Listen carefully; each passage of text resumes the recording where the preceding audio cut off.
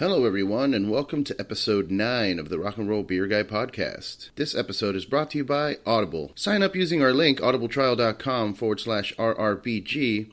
You get a free 30-day trial, you get a free book. They have over 180,000 different audiobook selections that you can choose from, including The War of Art by Stephen Pressfield. My fiance is hooked on it. She keeps listening to Stephen King books. It's a great service. You get a free book, you get a free 30-day trial, and like I said, you help me out. So use the link audibletrial.com/RRBG and sign up today. In this episode, I talked to Tristan Shone of Author and Punisher. If you've never heard of it before, it's a one-man operation, industrial electronic project where he builds machines to manipulate sound and create music. It's super interesting. We go through his entire process and what got him to this point. The conversation takes place on the side of the road, basically, on his way to his new tour. We also talk a little bit about beer and the electronic music scene in general. I had a great time talking to him, and I hope you enjoy. Cheers.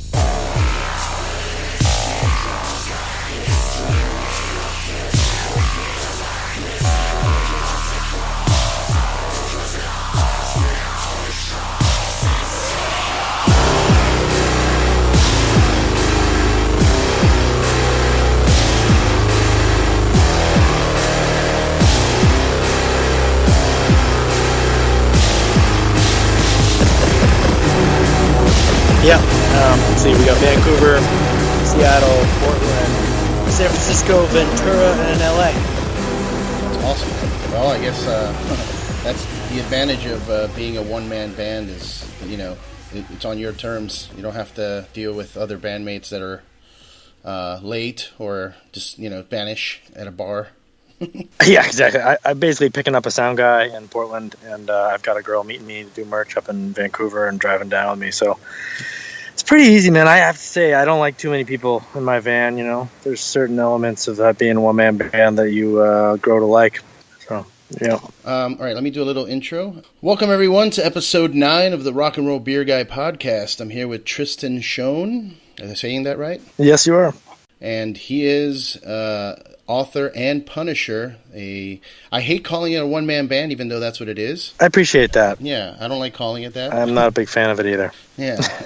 I mean, there's like thousands of DJs out there, and we don't call them one-man bands. Right. So, but I would be remiss calling you a DJ too. Like I wouldn't call you producer. I prefer the producer. That would be a better way to put it. For those that are listening that are unfamiliar, you create music using machines that you create yourself.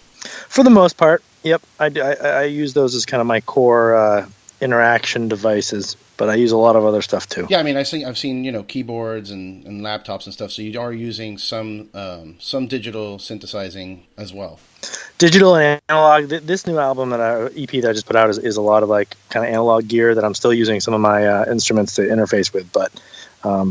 Yeah, it's gotten to the point where it started just machines and now it's all over the place. No, I mean, it definitely broadens the scope of the sound. I mean, the machines are very cool and very unique, but also limiting in terms of what you're able to do, I suppose. Sometimes, yeah, you just get sick of it. I would say for drums, this one instrument I've made for the drum controlling is kind of my core device, and the microphone. Just, I've gotten so comfortable with it, and I make all sorts of oscillator controllers that control pitches and things. They're physical, and sometimes, you know, they break or I get sick of them and I put them back on the shelf. Awesome, yeah. So your name, Tristan Shone, that's a unique name. Where is that from? I would say we're kind of the, you know, Anglo-Scottish origin. Okay. I don't know. There's some Italian in there somewhere, but yeah, I would say Scottish, English, Irish. Were you born in Europe, or were you born over here in San Diego? Nope. I'm a New Hampshire guy, actually. My family has a farm there, and kind of out near the UNH, which is kind of near the coast. And I moved to San Diego for art school, maybe 2004, to get a grad degree in making sculpture. And I just started getting into surfing and liked the weather and just never left. Well, I can't blame you. I've only been here for a year and I'm never leaving. I'll tell you that. Where are you at? Are you in San Diego as well? No, I live in Long Beach, California. Oh, okay. Yeah. Gotcha. I used to go to San Diego once a month for my previous job, but now I still try and go at least once a month to go visit my buddy Adam down there, and been nice. trying to catch Phil, who put this all together, Mm-hmm. he's supposed to be on the podcast some point soon. But he is now living closer to me, so it should be easier. Yeah, for sure. Yep. Yeah, I just started working with him. It's been great so far. Yeah, I was going to ask you, what kind of relationship do you guys have? Like, what is he providing for you? Just management, or? Yeah, being a one-man band, or shit, being a producer, one person operation. There you go. I like that one.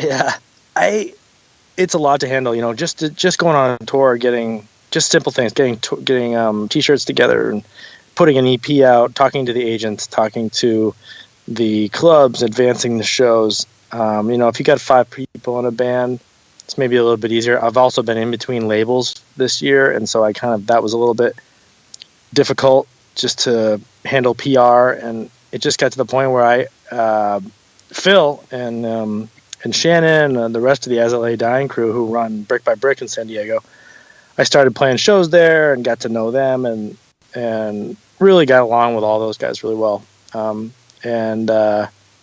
Just started a conversation. Phil started coming to my shows and making suggestions and talking about agents and labels and what would work best for me. And I think at the same time, he was also thinking about getting involved in that world more.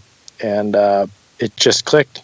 And so, we've just started working together, honestly. It's been a few months, but I think now going into this new record deal with Relapse, I think it's a good time to there's, whatever. I've been doing this by myself for 12 years, so I think there's been a lot of things I did right, and then there's a lot of things that could be a little bit more efficient, and he's going to try to streamline a lot of that. Hopefully I can just focus on the music more rather than, invoices and shipping t-shirts out and shit like that. For sure, dude. I don't know. I don't understand how you're doing it. I mean, it's pretty wild to me. I've been, I've did music as well for 10 years, and being in a band, like I did most of the the admin work, I guess you would say, booking shows, making merch, all that. But that also, that also meant that the band was focusing on the music, and I would come in and, add my parts to it, or, to say, hey, I don't like that part, maybe we should do this instead. You know what I mean? But at least I could focus on that other stuff, but you have to do all of it together. So it's crazy, and I'm happy for you that, you got Phil and on your team now to help you out with that. Yeah, he's played, but I mean, I've been playing some big shows lately, like some big festivals, and it's not the bigger stage that maybe worries me a little bit. It's just, I really need to focus on making sure the performance is good, and I need really somebody to look at everything else and see the bigger picture and kind of plot out a year and say, oh yeah, I think this tour would work well for you, and he's got some connections there that I don't have. That's awesome. And getting tour bus basically is what he's trying to get me a tour bus. That's awesome. So, no, joke. That's a joke. That'll never happen. Well, the switch to Relapse is a very good move. I mean, in terms of size of what they're doing, they really help out bands, at least as far as I know. I know you were on a label. You were on Phil Anselmo's label before. Yep. Yeah, it's just been a nice progression, honestly. I pretty much was self-releasing, and I found some random label. Sorry, that's terrible. I found a very small underground noise label who released Drone Machines after I put it out myself, and that helped to then land me with Seventh Rule, which was a doom metal label who did 3 albums with me, and he was great, but limitations on the audience size. And then some of Phil's guys got in touch with me, and then we did an album and some tours, and that was great. And then the guy from Seventh Rule actually got me in touch with Scott, got me in touch with Relapse, and then they just jumped right on it, and they were really excited. And so it was positive just to see somebody, because I had been in touch with other labels too, and I was shopping around this EP that I just put out, and there were a lot of, there's a lot of labels that have a lot of buzz right now that are a little bit smaller, but Relapse really jumped on it, and I grew up with that label, so for me it was just nice to see somebody that you had a lot of respect for just come out and say, yes, we will do that. That's awesome. And they're putting out like vinyl. I'm assuming they love putting out vinyl. So yeah, yep. We're gonna do some records. So it's that's probably not gonna happen until next year, because actually this album is all about the new machines, and I have been building them for like almost 6 months, but I designed them a long time ago. But just because of touring kind of never got to the point where I had time to really focus on it. And so starting in January this year, I started building them. I would say I got like 2 machines built, and I've got all the parts ready for the other ones. And I wanted to have them for this tour, US and Europe, but I think once I started kind of messing around and playing with them, I was like, shit, these are different, and they're going to take me all summer and fall to learn how to play. So that was going to be my next question, if you're using the new machine. Yeah. Yeah. Cool. Well, that's interesting. I'm looking forward to seeing what you've come up with. You were talking about production and shows and stuff. I saw you open up for Dillinger. Trying to remember what venue. It was in Anaheim, Constellation? Oh, Observatory. Or Observatory, yeah. Observatory. Yeah. The smaller room in there in the front, I believe. Yeah, it was that show was crazy. I mean, at the end of the night, I ended up almost going to the hospital because of Dillinger, but that's how it was funny, because I actually lost my I had used these like in-ear monitors. Mm-hmm. I lost them at that show, and I just remember kind of looking underneath the stage afterwards, and it was just like a war zone. There were like people's jewelry, socks, shoes, just everything. And I don't usually play shows like that. It's usually like stoner doom, you know. Right, yeah. Different level of energy, man. Yeah, I was kind of thrown off by the whole thing because I had heard about you through some friends. This band Wolf King up in the Bay Area. They were like, "You really gotta check this dude out. He's doing something really interesting." And I checked it out. So when I heard you were opening for Dillinger, I'm like, "That's kind of a weird mixture, but cool, I guess." That night, I ended up on stage just because everyone ended up on stage for some reason. Well, it's kind of an emotional connection I think people have to that band. You know, I feel like they've been around for so long through like people's teenage years, and I feel like them saying they're done is kind of like their shows have like this value now in a way that they maybe didn't before. Right. Yeah. No, I would say I'm homies with Liam from the band, and I know Greg. Haven't really hung out much with the other guys, but it was rough hearing that. I'm like, damn, dude, you've been doing it for so long, and I get it. I don't even know how you've been doing it for so long. So just the physical damage you guys inflict on yourselves. So yeah. So you went to Boston and studied to be a mechanical engineer, right?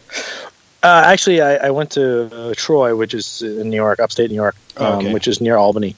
Rensselaer Polytechnic Institute, which is like everyone says I'm MIT, but it's a school that's a small engineering school like MIT.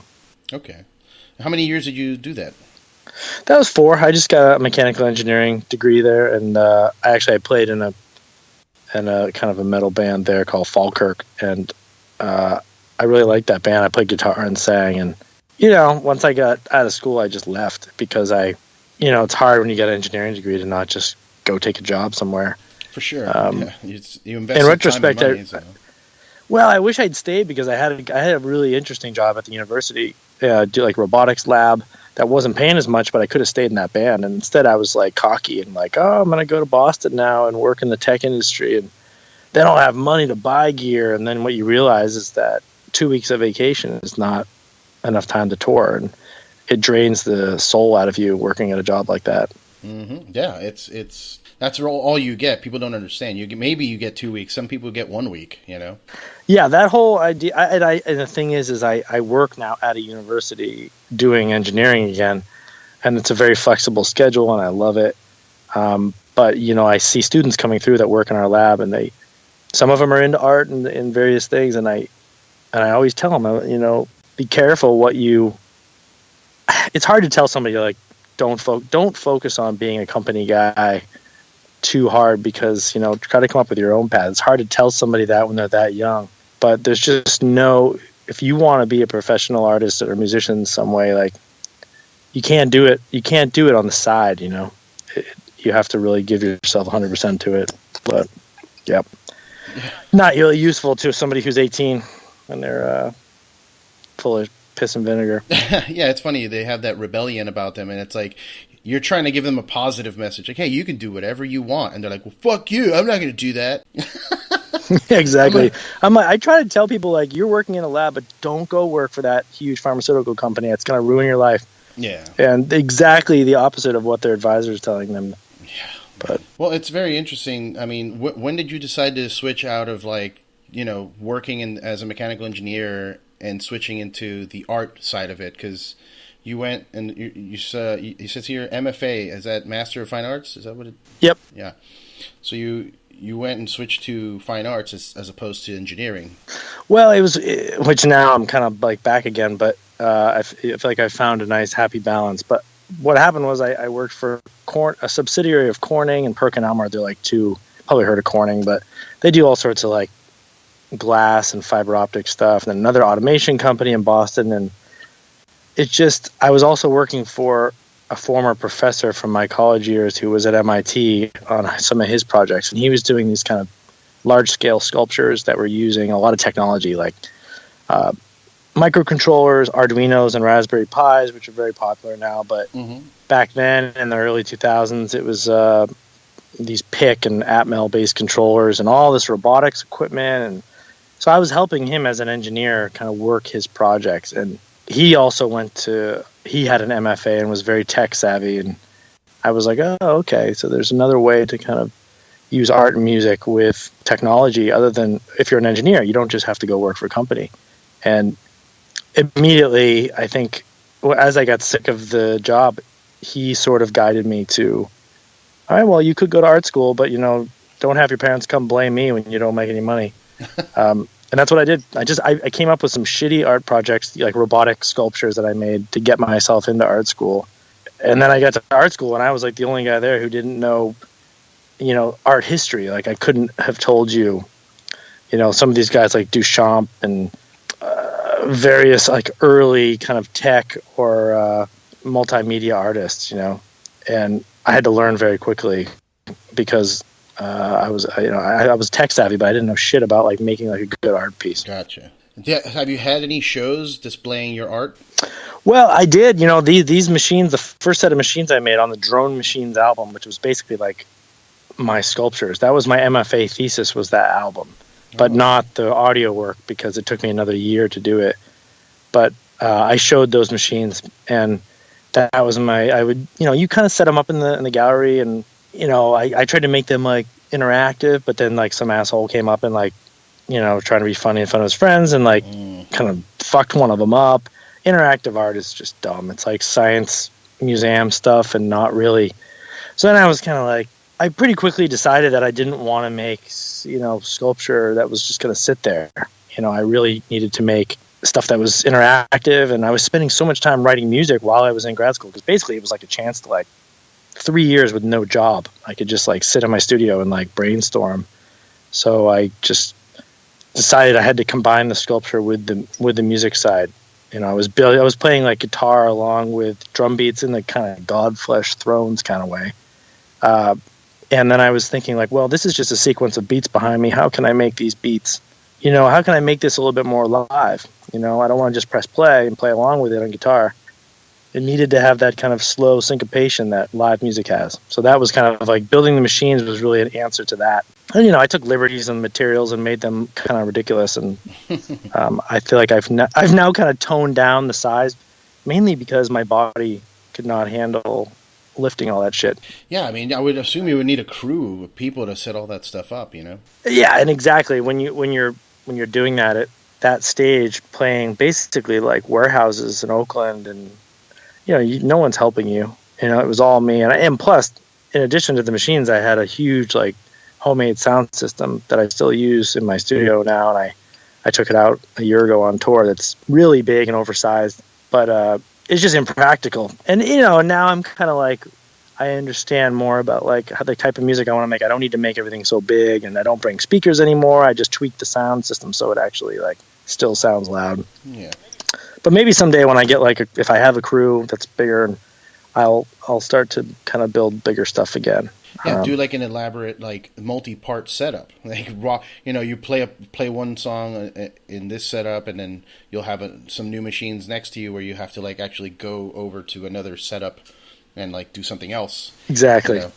You would need like maybe if the whole Relapse deal works in your favor, and you guys, your music blows up like that, where you can have a crew and you can afford to have all that on your, on your van or your tour bus that you. Absolutely, yeah, exactly. Once Phil gets me the tour bus, I I think I would love to do that. I would love to be able to play some of my older songs that have these machines. And, I am playing some more beat-oriented stuff now. It's a little less droney. So a lot of that heavier stuff was meant to, like, carry out drones and, like, keep them going for a while. But I'd like to do that. Of course, now when you're at this level that I'm at, like, you're really looking for support tours. Mm-hmm. And, I've got this, like, list of people that I want to play with. And that usually means on and off the stage fast, and that usually means not a lot of gear. And so it's like, yeah, you got a 30-minute set and you need to be out in 5 minutes. So yeah, exactly. And the band isn't going to move their stuff, so you're right in the front middle of the stage. Yeah, you got to put everything on wheels. Do you have everything on wheels? I got stuff on wheels. Yeah, wheels help to a certain extent. I was gonna say you just roll. But then carrying up and down the stairs. Oh yeah. Like this place Barboza, I'm playing on Monday night. They've got stairs that it's below Numos or whatever. Mm-hmm. I love this club, great sound system, but you got to go down this like giant flight of stairs through these two hallways, and this one disc that I had that you would spin, you would carry on your shoulders with a pipe, and it was 300 pounds, and going up and down those stairs was just like it was hell. And I thank everyone right now for helping me who did. So did you have some kind of? I was going to ask you earlier if you had another band before, which you mentioned you did. But was there some kind of like problem with band members that made you decide, you know what, I'm doing this alone? Well, I wouldn't say it was a particular problem, but there were a couple of stop and start bands that I had and inter member issues that definitely caused me to be like, you know what, I'm not going to go through that again. And they weren't drastic things. It was just like, one of my favorite musicians of all time right now, who ended up going on making a great band in Boston. He was young. I was like 26 and he was like 19 or 20, and he just was like spending all his, money on weed rather than on the practice space. And I was like the engineer guy supporting everyone. And I was like annoyed by that. And then when it actually came to like, hey, let's go on tour, one of the guys said, oh no, my wife is pregnant. And, I can only tour a week and a half a year. And you're just like, what the fuck have we been doing for 3 years, writing all these songs? And, you just see this kind of shit all the time. And I just decided that if I was going to live the life I wanted to live, and, like working this full-time job, and, I'm going to go practice. I've got this, if I want to have a good relationship with my wife, I got like an hour to go practice at this random time and go do it. And I don't need to call anybody. And I still, like, even like now, when I think I probably could have a drummer or something, it's so convenient. I don't know. I don't think I can pull it. I can't change it now. Yeah. No, I mean, I hear you. It's so easy to it's on you. So it's all about your willpower and your determination to get it done. When you have somebody else, no matter how professional they may be, something might come up, And, I'm called a one-man band. It's interesting you brought that up because a lot of people we don't discuss that, but I've also existed in this metal world. And if this were in the electronic world, you wouldn't even say that. It would just be he's an electronic musician. Right. Because they're all one-man operations. And it's kind of interesting that you brought that up. And this new album is very much more electronic. So it's kind of, it'll be interesting to see how existing in that world a little bit more will be. Yeah, I think some people still classify you, like I've seen, I was looking through articles online, and a lot of people classify you as electronic metal, or doom metal electronic. And I think as long as the aggressive nature of it is still there, you're going to get a lot of the industrial metal band rhetoric that people put out, instead of just calling. I don't have a problem with that either. It's fine. I love metal, and I love industrial, and mostly I listen to like dark electronic stuff for the last 10 years, but I've got no problem. I love metal. Well, I was going to ask you, since you mentioned that, what are some of your bigger influences in terms of industrial music, or what got you into that style? They're probably the typical ones. Like right now in the let's just start from the beginning. I would say it was the Melvins and Godflesh, and then probably the Lysol album from the Melvins, and then Godflesh, Selfless, and then I got into like their earlier stuff, and then the Through Silver and Blood from Neurosis. Those like 3 albums, and then I got into a lot of drum and bass and electronic stuff in the late '90s, and then as the late 2000s, it was like all like kind of bands like Yob and a lot of like kind of the doom metal, and then now it's mostly like this kind of like darker industrial electronic. Andy Stott is this one producer that is like my favorite producer, and his stuff it's technically like dance music, but it's really dark and industrial, and kind of has that restrained element of metal and like kind of the ambient like Tribes of Neurot style, but applied to more of a techno beat and like restrained industrial music. If that makes any sense. Yeah. I grew up liking metal bands, obviously. Yeah. And then I also had a period of my life in the around 2000. I think it was like right after high school, right during when I was in college, where I was going to goth clubs, and like it started kind of as a joke. Like my buddy's like, "Dude, you got to check out this goth club. It's fucking hilarious. People are wearing latex." I'm like, "All right, let's go. Who cares? Let's get drunk and go check that out." And I ended up really liking it and going every week. And like, really liking some of the music from like VMV Nations and Assemblage 23 and some of these bands that are obviously more of the dancey vibe than what you have going on. Do you like any of those bands? Well, actually, I just played with VMV Nation. I don't really know them. It's not really my thing, but man, the place was like I hadn't even really heard of them. Everybody was going crazy for it, though. Like Ministry, a lot of that kind of inspired music, but there's a newer, there's like that whole world is coming back again, and I feel like it's like that scene like in the 80s and then in like the mid to late 90s, and now it's like back again, or maybe like you were saying in the mid 2000s, although I was kind of like in school for that in a different world. Wow. But like Three Teeth is a band that's now like doing pretty well, and they're very much in that kind of world. Youth Code, Street Sex, these kind of bands. Yeah, Three Teeth. I actually met Alex a long time ago out like in Miami, and before the band actually started. Yeah, and I'm really glad that they're doing well, because they're bringing back that like heavy industrial kind of KMFDM, but a little more aggressive. Exactly. And I'm really digging. I'm glad that that's actually making a comeback, and I don't know how to, you would fit well amongst those acts, opening up for them. I've played with all these guys. I mean, I've had shows with most of these bands, and we just played with Three Teeth at that festival, and it's very much, it works perfectly. I mean, it's a different world. It's like I'm used to playing doom metal shows. And then this industrial world kind of came along and started inviting me to do stuff. And I don't like all of it. I don't like some of I guess they call it EBM, like electronic body music, and I don't like some of that. It's just too, I don't know. It's kind of like the screamo of the industrial world, and it's hard to take, man. It's just like, ooh. Yeah. If you're into like Neurosis and you're listening to that shit, you're not allowed to go back and see Neurosis again. You've got to answer for yourself. Yeah, no, it definitely is emo type music. It's very, like a lot of the lyrics are suicidal and whatever. My attraction to it all came from honestly being single and wanting to dance with girls. Yeah, I'm like, I'm at this club and the girls are hot, and what I got to do? I got to swing my body side to side. All right, that's what I'm doing. And it just became a thing for me.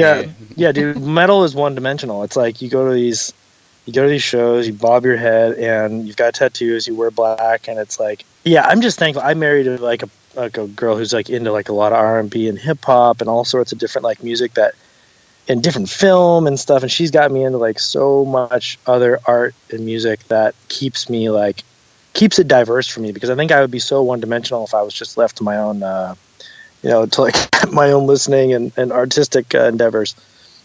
For sure, man. I have to give a lot of credit to the people around me who keep my closed-minded ass open. Oh, that didn't sound good. Yeah. Speaking of that, I actually wrote a note here as a joke. I was like, you create machines that you control with your body. You have that thing that attaches to your throat. And, you obviously have the levers and all that stuff. It's like, what is the weirdest... have you had any weird thoughts of creating a device that maybe you could use with your genitals or something like that? It's so funny because actually those bad projects I was just like telling you about, like when I was in grad school, we used to have critiques, and there'd be like, had every type of artist in there. You've got people that are painters, and I had to come up with ideas, and my ideas were always using technology and like robotics and stuff. And so I I had these. I have a few. So one of them was, this was like, remember like biometrics? Yeah. So they have these like biometrics things where like you scan your thumb or your eye. Well, actually, at that time, this was getting like, they were still researching a lot of it. And one of them was your anus apparently has like the folds in your anus have like really, really specific things that are really hard to like, if you were going to like have a little thing and like replicate it and break into a bank. So I was going to make this little anal scanner that you would like, in a gallery, you would go and sit on this little anal scanner. It would scan your anus, and then it would like come up on the screen, and then people could go in and like in my art show and like sit on the scan their anus. Oh my God! But it would be like and then you'd be like little portraits of everyone, like, hey, cute girl gets out of there, and it's like, it'd be like, and then there was just other ones that they weren't music though related, just like little things that would like big robotic. I don't know, dude. You can make a robotic anything sexual. For sure. I mean, the idea that I was talking about it with my girl, and it was like, man, imagine like a device you put up your butt, and you use your Kegels to squeeze to make sounds and stuff. Yeah, exactly. Yeah. Oh my God. But that's an interesting. I like that idea for the art show, man. That's insane. Well, there was another one that would basically, you would put your finger on it, would scan it, and then it would cut your finger. So it would have this little, like, it would scan it, and if it didn't have a cut on it, because it would look at your like fingerprint, it would have this little razor blade that would slice your finger. And then every day you would go and scan your finger again. And when it would see, if it has a cut, it wouldn't cut you. But then it would wait until it was healed. And right when it was healed, it would cut you again.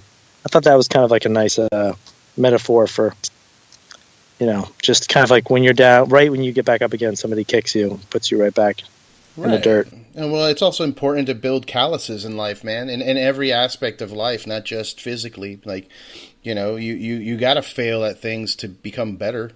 So, it's an interesting concept. Yeah, exactly. I mean, it's kind of, it just kind of gives you a little bit of perspective. Just, I don't know. There's just the comedy of just life sucking and stepping in a puddle is just, you have to just sometimes just laugh.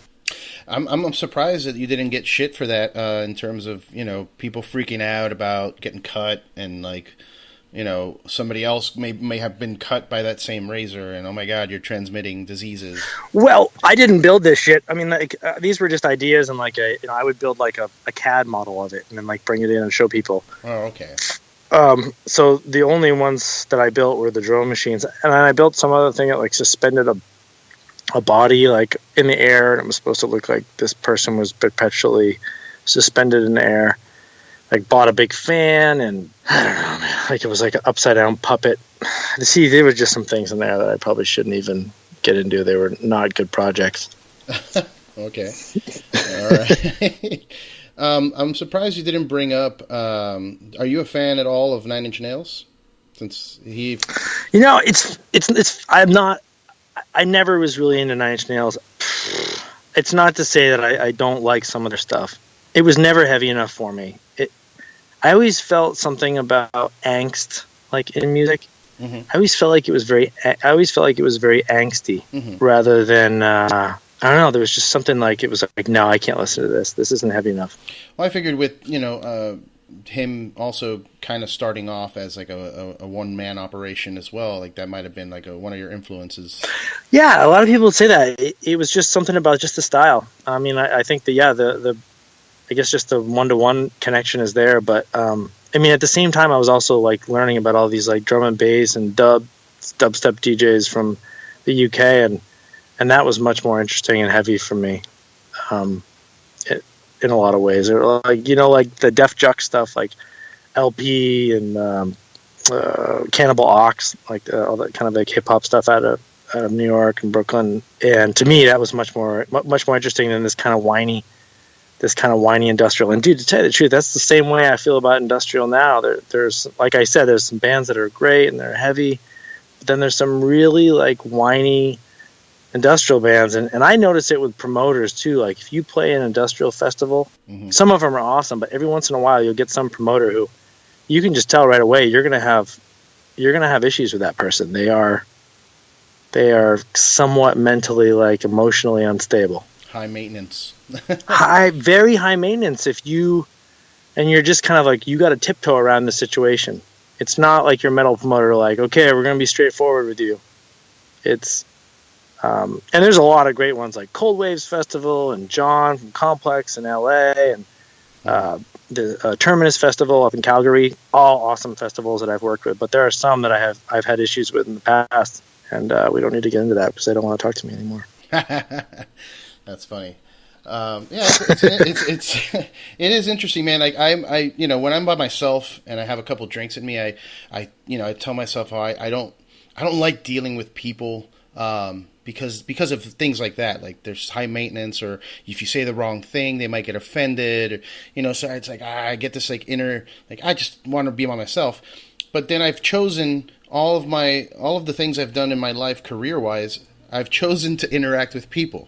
So it's kind of like, either whether it be music or whether it be the beer that I do, the working in the beer industry, I have to sell, I have to talk to people every day.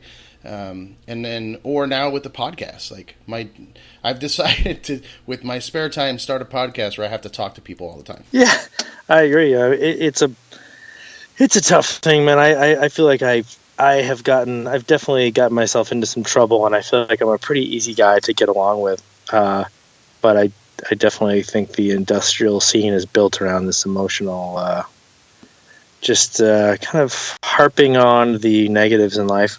Mm-hmm. Anyway, off of that, what kind of, do you work for a beer company? I do. I've been working in the beer industry for 4 or 5, maybe 6 years. I don't even know anymore. But right now I'm working for Iron Triangle Brewing out of downtown LA. Oh, okay. Yeah. And, before that I was with Modern Times Beer. Before that I was with Cigar City Brewing out of Tampa. And I worked also in a distribution company out in Miami. And yeah, I've only been in California for a year. I was living in Florida pretty much most of my life. Born in New Jersey, moved to Miami at 15, and then moved here last year from that. Oh, wow. Okay. Are you a fan? This is... Yeah, I'm pretty knowledgeable on my beer, I would say. I live. My studio is right near one of the Modern Times locations in San Diego. Very cool. Yeah, I'm glad. I was going to bring this up next. I'm like, this is a beer podcast, so let's talk beer. Yep. Enough on harping on shitty people. No, I didn't say any names. Yeah, right. But okay, so you're a beer geek. I'm more or less a beer geek. Yeah. Do you have a cellar? What do you mean a cellar? See, that's how a cellar. I thought you meant a cellar. No, I don't have a cellar. No, because I can't. I drink it too quickly. No, there's no saving of beer in my place. No wine. I mean, there's no saving of rubbing alcohol in my house. So, so what are your favorite styles then in terms of beer?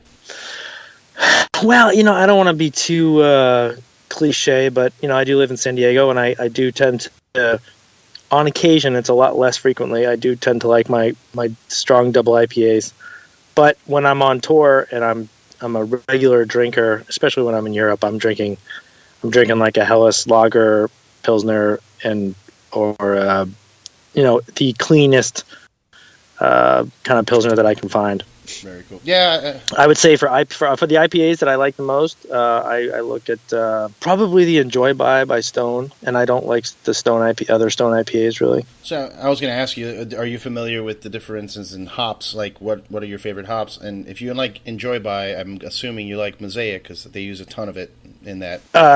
Yeah, and you're probably getting. I know the brands. I don't know. I'm not a geek so much as that I know the hops. Okay, cool. Yeah, you're like, okay, let's just move on. Let's dive into the hops. I'm more of a fan of the female strain. No, I'm kidding.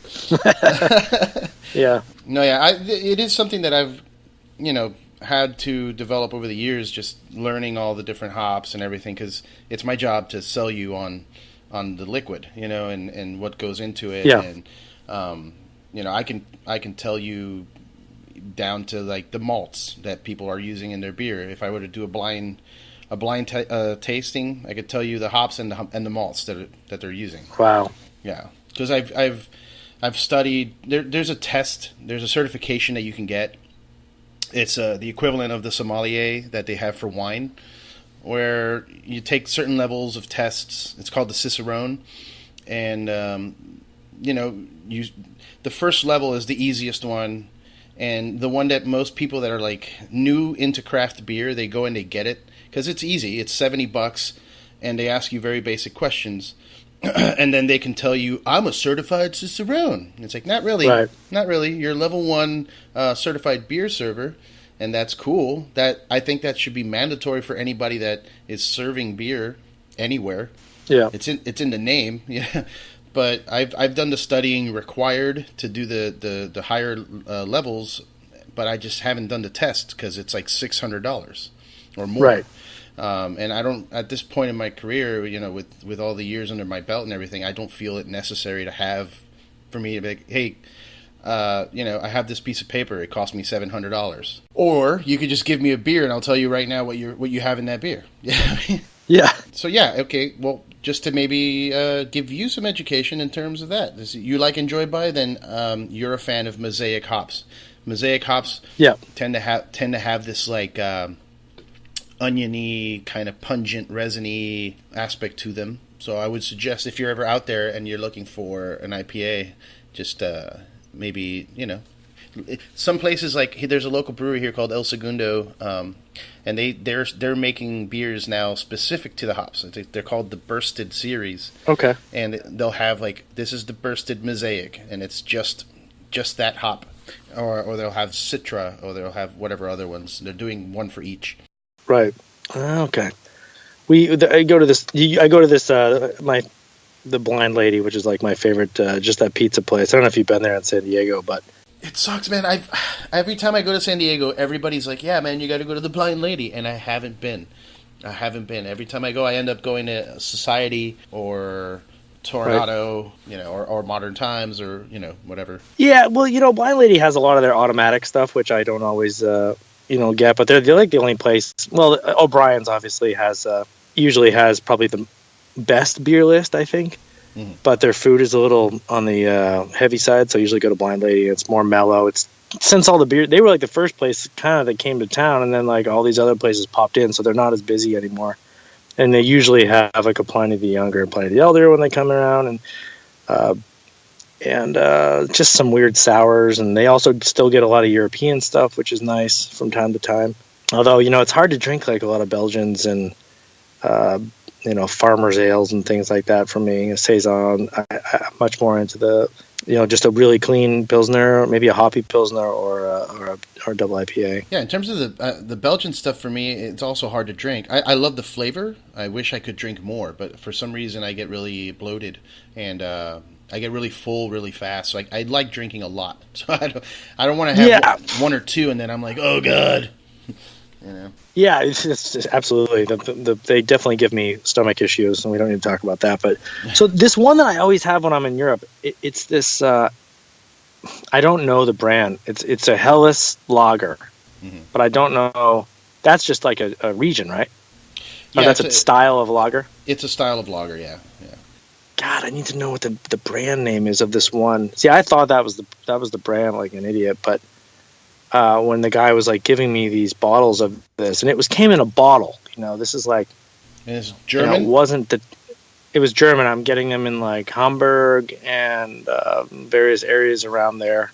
And it wasn't that kind of like weedy. It wasn't a wheat beer, but it wasn't that like kind of weedy Pilsner. It was almost like sweet in some ways, but yeah, the Helles lagers are more. They're sweeter. Then there's a touch of bread and like hay, which is a describer that I don't like using, but people use it. I guess I know what you mean. Yeah, hay. Yeah, because it's not something that people want to eat. When you're trying to sell someone a liquor, like, hey, this tastes like hay, they'll be like, hey, go put that somewhere else then, because I'm not a horse. Yeah. So, right. But it is there. Like once somebody told me that, they're like, don't you taste hay in this? And then it just clicked. I'm like, yeah, I do. That sucks. Yeah. I like Munich style lagers are my favorite. I don't know really what it is about it. I think it's the malt backbone and just a little bit of the hops. As I've gotten older and my desire to drink more is growing, I definitely hear you on just something light, a nice lager, a nice Pilsner, a nice IPA that's not too aggressive. I like double IPAs because they're a little sweeter. Yeah. But I usually like, again, I like drinking more, so I can't really put down 6 or 7 doubles because No. I'll be wobbling around like a madman. I know, I hear you, man. It's a dilemma. But when you're on tour, I don't put the IPAs on my rider as much as I'd like them. We honestly, most of the time in Europe, it's great because they'll give you something good. But in the U.S., I just put the shit beer because otherwise I'm too fucked up. I have to put PBR, Budweiser, or Stella or something like that just so I can perform. You should make them work for it, man. I want a local light beer. Yeah, but even those local light beers, because this craft beer thing is like, I don't know. I don't trust even let's see, Ballast Point is like another one that's right around the corner for me. I can drink, they have something blonde, I don't know which one it is. Mm-hmm. I can drink 6 of those beers and feel okay, but you go to some other random place, you go to Des Moines, you get the local Pilsner. That Pilsner could have God knows what the fuck in it, and it's going to give me the shits. So I don't trust most places. Yeah, that's true. A lot of people use adjuncts. Yeah, it's going to have some weird sediment or some milky look to it, and I don't know. I don't trust. If you're in Portland, Seattle, LA, the major cities, I trust it. Not that there's anything wrong with small towns, but they're like, oh no, we make the best whatever here, and you're like, okay. It's the moonshine equivalent of beer. They're just making it in their bathtub, and it's unfiltered and filled with whatever the hell they wanted to put, sugars or flour or something, So, okay, so you like Enjoy By. What other beers do you like? What's in your fridge at home, not on tour? For a while, it was Modern Times. I found that their stuff is a little too floral and has this just too much flavor for me. Too much flavor that seems to be like additive and some. I don't know how to describe that. So now I guess, let me think. If I'm going to go to the store right now and buy something on a normal night, I've kind of gone back to the Guinness again just because it's a lower alcohol and I can drink just a few of them and feel like psychologically like I've done more to myself. So yeah, I guess Guinness is always in my fridge. Okay. I don't know. It's just kind of a weird one. I can't drink American Guinness. It's just, to me, it seems a little more watered down. I've had some in Europe, and it's just different, to me. Anyway, it feels different to me. Maybe it's just mentally like, oh my God, I'm in Europe, But yeah, I can't drink it here. And if I'm going to drink a stout, and that's the other thing, if I'm going to drink a stout, I want it to be crazy, like robust, barrel-aged, coffee, vanilla, whatever, add all of it to it. And I usually will share it. I'll buy one of those 22 ounces or 750 and share it with my roommate or a couple friends if they're over. But yeah, if I'm going to buy beer, it's typically going to be an IPA or a lager, a good lager. Yeah, I think the Guinness thing, I've never actually been to Ireland. I guess I've had them in England, but I don't know what it is. I think my dad makes hard cider, and he now has a little vineyard in New Hampshire. So he's gotten into like making that stuff a lot. And so now when I'm at his house, we're drinking hard cider that he makes from our apple trees, and his makes a really young wine right now that hopefully in the future I'll be able to take over that process from him. So he's never had much luck making beer, but he's gotten pretty good at making his own wine and growing his own grapes. That's awesome, man.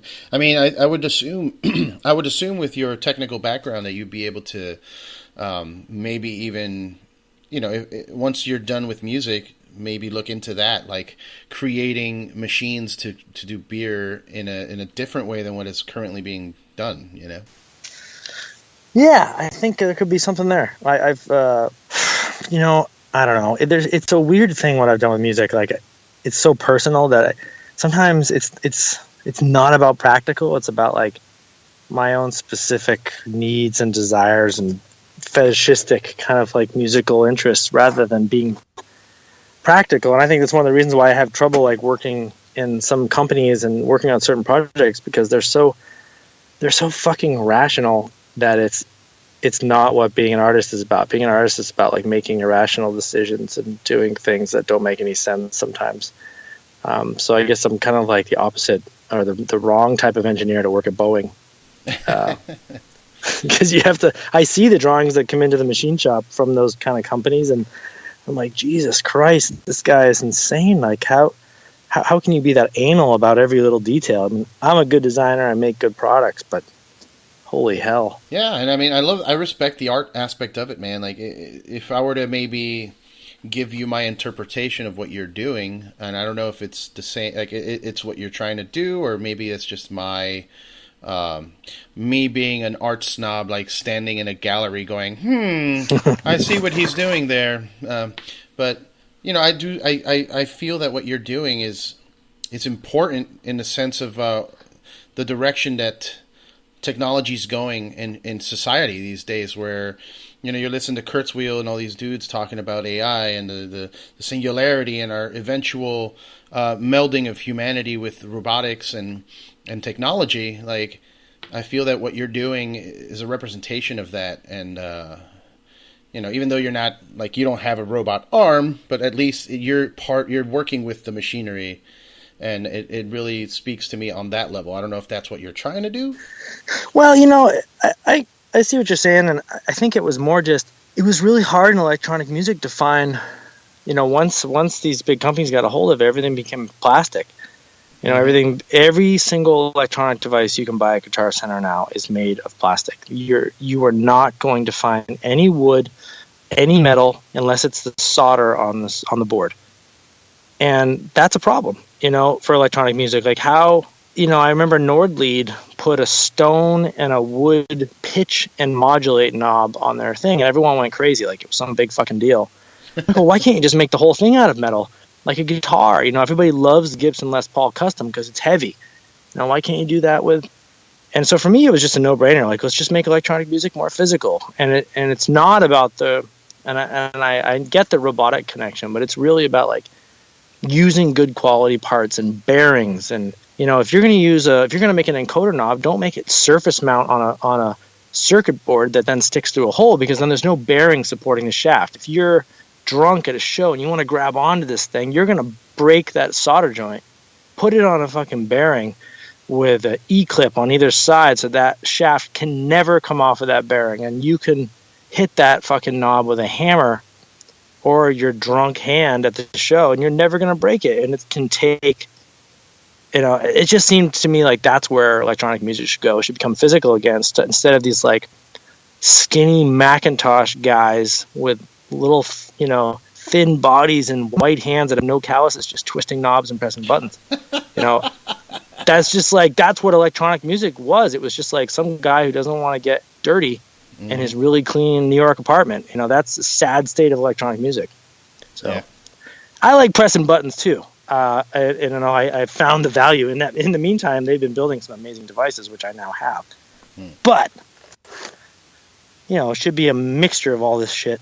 Yeah, that's what I became a fan of Moog because I went to their factory out in Asheville, and it really blew my mind to see like just a bunch of ladies sitting there doing everything by hand. It was kind of like, wow, look at these guys. I thought this is all factory made, but no, they're sitting there doing everything by hand and analog. It's awesome. Yeah, and the whole modular like resurgence right now is, you know, of course it's trendy and whatever, but I think it's really important. It's gotten people thinking about, you know, creating sounds from scratch, and whether it becomes the norm now because they're really hard to use and automate, but they're coming up with ways now, and I think it's a really good thing. It's nice to see people creating music from scratch again, and electronic music. Yeah, it's important, man. Hopefully it keeps going and we don't fall into the traps of, you know, it's always cool that anybody can make music at home now, but you know, put some more effort into it than just sequencing a thing on your laptop, you know? Right. Well, yeah, and you know, I do a lot of sequencing, so I can't talk too much, but I also think that like getting, you know, just coming up with creative ways to do it, and like there's a sensibility. I'm fine with somebody making an amazing track and it works out live, and they have a performance and they're not doing shit except singing. But oftentimes, like, that doesn't happen. The people that people put those tracks together half-assed, that song sucks, and it doesn't sound good live either, because they just, I don't know, they haven't put the proper effort into it. Just lost my car key. That's not good. Yeah. Yeah, I'm stuck in Oregon at a pizza joint. No car key. Uh-oh. Yep, I'll be all right. Yeah, no, I hear you. The like when I mentioned that, just sequencing, like sequencing is important, but as like what you're doing, you're putting on a show really too. Like that whole all the maneuvers you're doing with the levers and the pump thing with the buttons on it Yep. like you're doing stuff. You know what I mean? It's much more entertaining to me than when I go to a show and I just see some dude standing there with his laptop. Like I saw Skrillex once, and no disrespect to Sonny, he's a musician. He's been in bands and he plays guitar and everything. But when I went to see them, when I went to that show and he was performing, it was just him standing there with a computer. And fuck, man, Yeah. I want more. I want more. Yeah. I think I would have been a lot more into dubstep if like it was something that was manually done, like those drops or whatever. If it was something that like this dude was like moving something to like what you do to cause that drop, then I'd be more into it. I'd be like, oh shit, because it requires timing and moving your body as opposed to just, hey, here's this app. I'm gonna hit start here, and then I'm just gonna turn this cut off knob left and right. You know what I mean? Yep. I'm not. I know. I'm picky with shit like that too, man. Oh, you're not the only one. I mean, that's pretty much like the whole why everyone rebelled against dubstep. All the metal guys who like got into it, but at the same time, I also feel like a lot of those metal dudes who got into that shit never listened to electronic music before. So like it was their first introduction. They like how it sounded, but then they're like, "What? This DJ stuff sucks." But people have been doing that forever. All you're doing is like, making a track in the studio, and then you're playing it in a club, and then you're mixing the tracks together. So that's what it is. That's what electronic music is, because you're not going to fucking play all those beats live. That's stupid, because you have to repetitively hit a kick drum with your fist like forever. And I have that issue because I like playing dance music sometimes. And so I also think that was kind of the naivety of the metal world crossing over into the electronic world and then speaking when they didn't know shit about electronic music, like, oh, this sucks. Well, educate yourself about rave music from the last 30 years, And it's the same way with electronic music, talking shit about the metal shit being boring, like it's just whatever. It's people's misconstrued, preconceived notions, but just learning, expanding your horizons. Yeah, I think dubstep is gonna make another like resurgence now because I think people have. I still love it. Of course, I couldn't say that to anybody. I mean, it has elements that I enjoyed. Just there is heaviness to it, and dirty, and it's dirty, and I could see why the metal dudes got into it. But like, there's some bands or some acts that I've seen. For example, I think VMV Nation that you played with is one of them. That have like, they have somebody up there playing the drum beat on a electronic drum kit. And they're just, I like that. I would much rather see someone do that. Yep. Have someone standing back there, even if they're not even fucking doing it for real. I don't just stand there and look like you're playing the drums. Works for me in that whole thing because I just grew up with live shows. I grew up with. I want to see the dudes struggling up there with their instrument, and I want to struggle with the crowd and enjoy the music and that whole tension, that back and forth. Right. Yeah, I agree. Yeah, that's, and you're seeing that more now. This guy James Blake that I really like, this British guy, he's pretty mellow, like R&B stuff. He's doing that, and he'll write his tracks in the studio, but then he'll get a team together to play it live. However, not a lot of that's pre-sequenced. Yeah, he'll bring along like a team of guys with him, and play it. And it's really commendable, that he's doing that. But it's that takes money, and so yeah. Well, it's been about an hour and 5. I don't know if you want to get back on the road. I probably should get back on the road. I'm meeting some people for dinner in Portland, and then we head up to Vancouver tomorrow to hit up this to do 6 shows. Very cool. Yeah, I want to try and come out to the one in LA, man. What day is that again? It is the 1st, so I guess that would be a Saturday night complex. Shit, I might be able to swing it. Nails is playing the 1st, but they added a second show on the 2nd, so maybe I'll go to the 2nd show. Shit, yeah. That stuff. I didn't realize they were still playing. Is Phil going to be playing with them or? No, Leon is back in. I think Phil's focusing on Poison Headache. Yeah. Yeah, they took a little hiatus, but they wouldn't admit that. They were like, "No, we didn't." I'm like, you kind of did. but Yeah. but they're back, and I don't know if you've met Leon. He's also in Phobia and Murder Construct, and Okay. yeah, he was on the podcast at one point, and so I might go see them on the second day because the first day got sold out almost immediately, and I hate asking Leon or anybody to be like, hey, can you put me on the guest list? It's your sold out show. So right. I might go see you on the first, and then go see them on the second. That'd be awesome.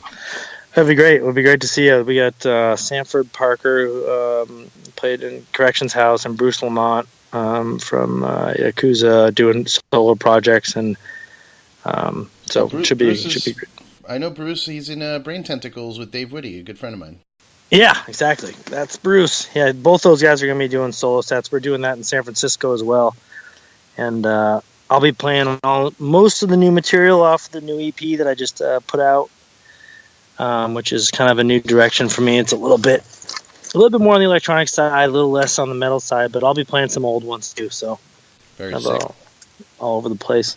Cool, man. And yeah, next time when you're home, and I'll go to like I said, I go to San Diego at least once a month. Whenever Adam's in town, Adam from Killswitch. I don't know if you're familiar with him. He's a big beer geek. Oh, too, okay, yeah. So we go. Yeah, I met him down there. Yeah, we brewery hop, and so next time I'm down there, I'll hit you up so we can go drink some beers. That would be great. I would love to get schooled a little bit on that. Yeah, man, I'll take you to Society. It's like one of usually where we end up, and Dougie's a really cool guy, and he'll show you everything. Oh, that'd be great. Cool, man. Well, I'll hit you up. I'll hit you up in a few days on the first. Try and catch All right. you. Awesome. All right. Thank you for doing this, man, and stopping your adventure up north in the middle of the road to do this. You're a madman. That sounds great. Yeah, I really appreciate it. It was great to talk to you. All right, man. I'll talk to you later. Yep. See ya.